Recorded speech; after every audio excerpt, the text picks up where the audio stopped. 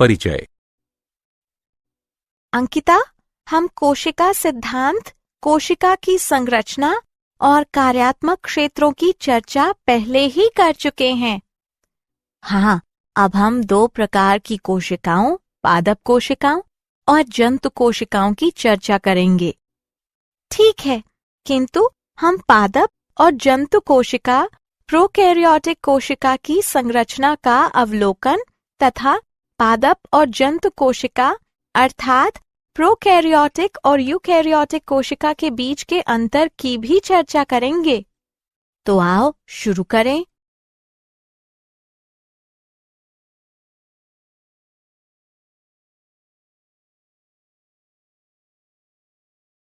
उद्देश्य।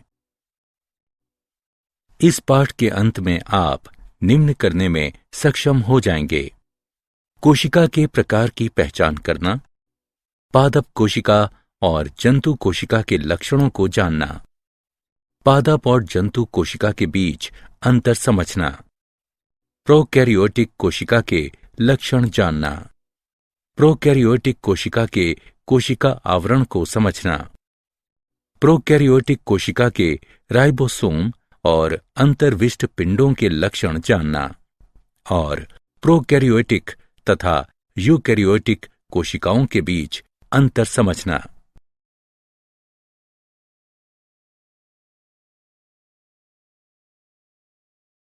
कोशिका के प्रकार। हमारे पास 2 प्रकार की कोशिकाएं हैं: पादप कोशिकाएं और जंतु कोशिकाएं। केंद्रक झिल्ली की उपस्थिति के आधार पर 2 प्रकार की कोशिकाएं होती हैं: प्रोकैरियोटिक और यूकैरियोटिक।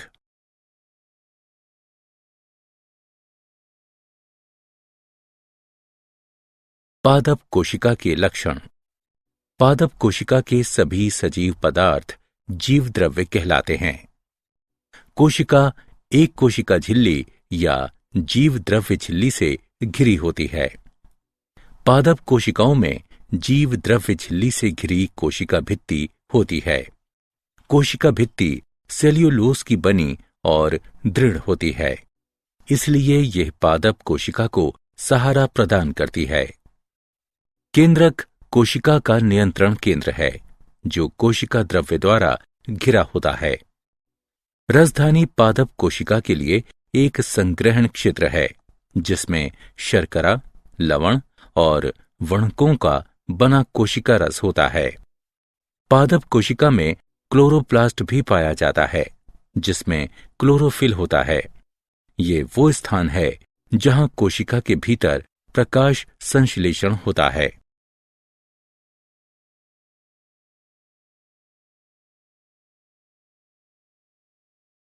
जंतु कोशिका के लक्षण। जंतु कोशिका के सभी सजीव पदार्थ जीव द्रव्य कहलाते हैं। कोशिका कोशिका झिल्ली या जीव द्रव्य झिल्ली से घिरी होती है। केंद्रक कोशिका का नियंत्रण केंद्र है, जो कोशिका द्रव्य द्वारा घिरा होता है। कोशिका द्रव्य का 90% भाग जल का बना होता है। कोशिका द्रव्य के भीतर अनेक अंगक होते हैं। अधिकतर कोशिकीय गतिविधियां कोशिका द्रव्य में होती हैं।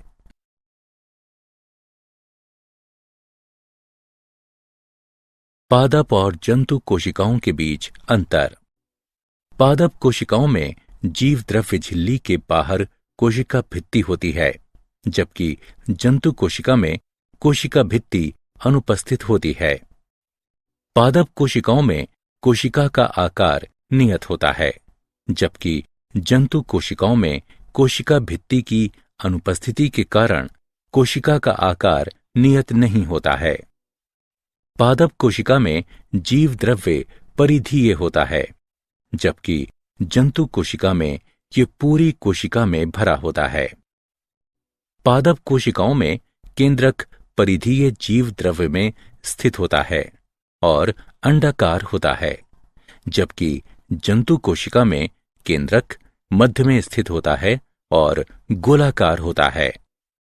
पादप कोशिकाओं में बड़ी रसधानी कोशिका रस के साथ मध्य में स्थित होती है, जबकि जंतु कोशिकाओं में रसधानी यदि उपस्थित होती है तो बहुत कम और छोटी होती है। पादप कोशिकाओं में प्रायः क्लोरोप्लास्ट उपस्थित होता है, जबकि जंतु कोशिकाओं में क्लोरोप्लास्ट प्रायः अनुपस्थित होता है।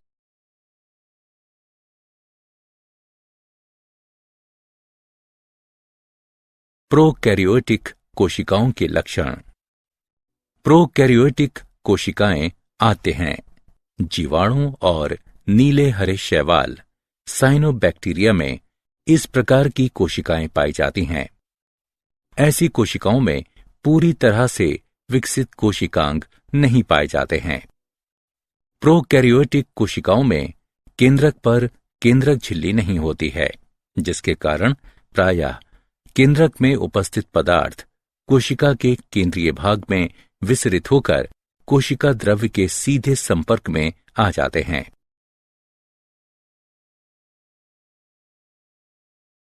कोशिका आवरण और इसके रूपांतर के लक्षण। प्रोकैरियोटिक कोशिकाओं में जटिल रासायनिक कोशिका आवरण होता है, जो 3 स्तरीय संरचना का बना होता है।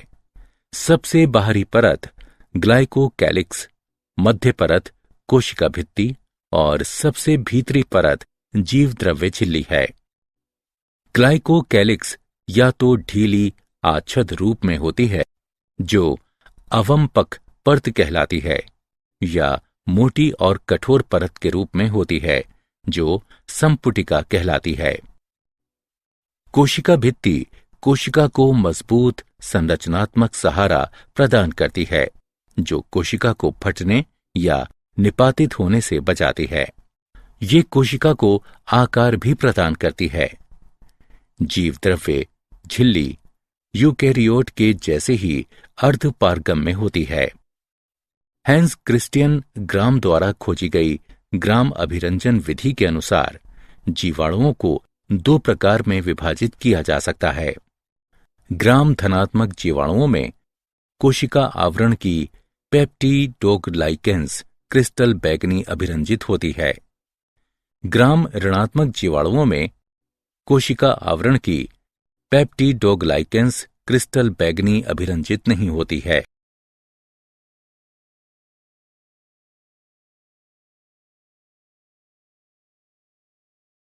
प्रोकैरियोटिक कोशिकाओं के मीसोसोम। प्रोकैरियोटिक कोशिकाओं में एक विशिष्ट कलामय संरचना मीसोसोम पाई जाती है। ये कोशिका में जीवद्रव्य झिल्ली के फैलाव से बनती है। मीसोसोम श्वसन और स्रावी प्रक्रिया में सहायता करता है। मीसोसोम जीवद्रव्य झिल्ली की सतह में वृद्धि करने में भी सहायता करता है, जिसके परिणाम स्वरूप कोशिका की एंजाइम मात्रा में भी वृद्धि हो जाती है। मीसोसोम कोशिका भित्ति के निर्माण, डीएनए प्रतिकृति और संतति कोशिकाओं के वितरण में भी सहायता करता है।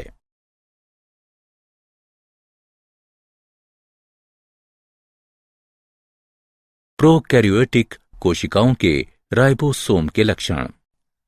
प्रोकैरियोट में राइबोसोम 15 से 20 नैनोमीटर के आकार के होते हैं और कोशिका की जीवद्रव्य झिल्ली से जुड़े होते हैं। राइबोसोम 2 उप इकाइयों 50S और 30S इकाइयों के बने होते हैं, जो आपस में मिलकर 70S प्रोकैरियोटिक राइबोसोम बनाते हैं। राइबोसोम प्रोटीन संश्लेषण के स्थल हैं। अनेक राइबोसोम एकल mRNA से संबद्ध होकर एक श्रृंखला बनाते हैं, जिसे बहु राइबोसोम या बहुसूत्र कहते हैं। बहुसूत्र का एक राइबोसोम mRNA को प्रोटीन में बदल देता है।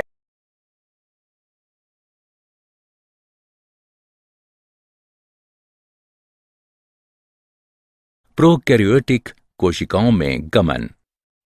प्रोकैरियोट चलायमान या अचलायमान होते हैं। जब वे चलायमान होते हैं तो उनमें कोशिका भित्ति के बाहर की तरफ कशाभिका होती हैं। ये कशाभिका पतली और तंतुमय होती हैं। कशाभिकाएं 3 भागों से मिलकर बनी होती हैं: तंतु, अंकुश और आधारी शरीर। तंतु कशाभिका का सबसे लंबा भाग है जो कोशिका सतह से बाहर की तरफ निकलते हैं। कशाभिका एक या अनेक हो सकती हैं। प्रोकैरियोटिक कोशिकाओं की सतह पर पिल्ली यानी रोम और झालर भी पाई जाती है। रोम विशेष प्रोटीन के बने होते हैं और लंबी नलिकाकार संरचनाएं होती हैं। झालर लघुशूक जैसे तंतु हैं जो कोशिका के बाहर प्रवर्धित होते हैं।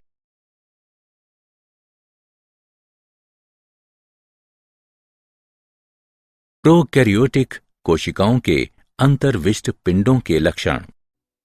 प्रोकैरियोटिक कोशिकाओं में बचे हुए पदार्थ अंतर्विष्ट पिंडों के रूप में कोशिका द्रव्य में संचित होते हैं, जो कोशिका द्रव्य में स्वतंत्र रूप से पड़े रहते हैं। उदाहरण फॉस्फेट कणिकाएं, साइनोफाइसी कणिकाएं और ग्लाइकोजन कणिकाएं।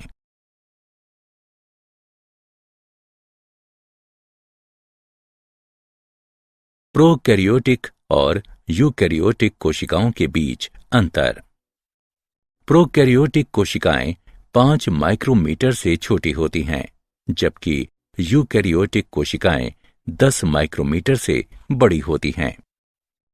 प्रोकैरियोटिक कोशिकाएं सदैव एक कोशिकीय, जबकि यूकैरियोटिक कोशिकाएं प्रायः बहुकोशिकीय होती हैं। प्रोकैरियोटिक कोशिकाओं में झिल्ली से घिरे केंद्रक और अंगक नहीं पाए जाते हैं, जबकि यूकैरियोटिक कोशिकाओं में झिल्ली से घिरे केंद्रक और अंगक होते हैं। प्रोकैरियोटिक कोशिकाओं में डीएनए गोलाकार और बिना प्रोटीन का होता है, जबकि यूकैरियोटिक कोशिकाओं में डीएनए रेखीय होता है और प्रोटीन से जुड़कर क्रोमेटिन बनाता है। प्रोकैरियोटिक कोशिकाओं में राइबोसोम छोटे 70S होते हैं, जबकि यूकैरियोटिक कोशिकाओं में राइबोसोम बड़े यानी 80S होते हैं। प्रोकैरियोटिक कोशिकाओं में कोशिकीय कंकाल नहीं होता है, जबकि यूकैरियोटिक कोशिकाओं में हमेशा कोशिकीय कंकाल पाया जाता है। प्रोकैरियोटिक कोशिकाएं दृढ़ घूर्णी कशाभिका द्वारा गति करती हैं, जबकि यूकैरियोटिक कोशिकाएं पक्षाभिकाएं या कशाभिकाएं हिलाकर गति करती हैं। प्रोकैरियोटिक कोशिकाएं द्विखंडन द्वारा विभाजित होती हैं, जबकि यूकैरियोटिक कोशिकाएं अर्धसूत्री या सूत्री विभाजन द्वारा विभाजित होती हैं।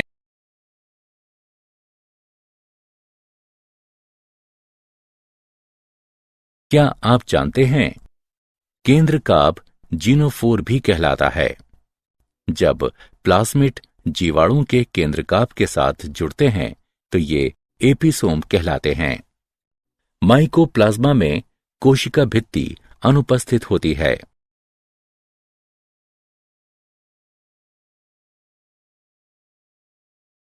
सारांश।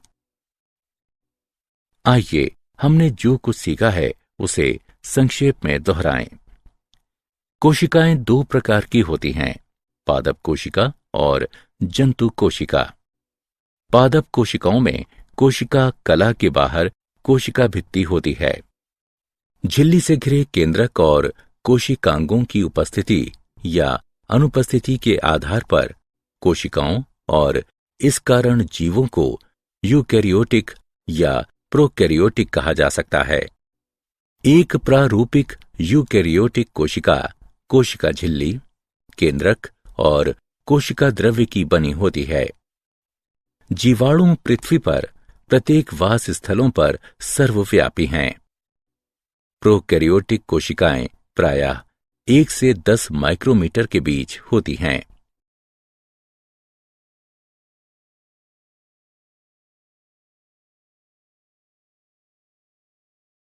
यूकैरियोटिक कोशिकाएं विशिष्ट रूप से बड़ी होती हैं, जो प्रायः 10 से 100 माइक्रोमीटर के बीच होती हैं।